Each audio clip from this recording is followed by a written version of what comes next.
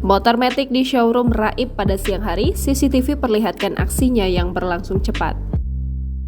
Tengah beredar sebuah video seorang wanita nekat maling motor metik di sebuah showroom di siang hari. Hal itu diketahui dalam unggahan Instagram undercover.id pada Senin 22 Agustus 2022. Dalam keterangan unggahan menyebutkan, wanita berkaos hitam ini nekat melakukan aksi pencurian motor yang sedang dipajang. Terlihat detik-detik seorang wanita berkaos hitam datang ke sebuah showroom motor di siang hari. Ia pun langsung duduk di salah satu motor metik di sana. Tak lama, ia pun langsung tancap gas membawa kabur motor tersebut. Tak lama, pada unggahan akun yang sama, nampak wanita tadi sudah berhasil ditemukan beserta motor metik hasil curiannya. Hasil dari pengejaran, wanita itu ditemukan dalam keadaan sekujur tubuhnya basah diduga karena terjatuh. Motor curiannya pun sudah tergeletak berada di pinggir jalan.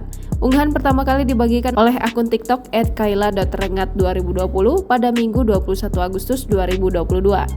Belum diketahui lokasi dan motif wanita itu mencuri motor metik di sebuah showroom. Video CCTV yang berdurasi 37 detik dan terjadi pada Minggu 21 Agustus 2022 ini pun kini ramai ditanggapi oleh warganet.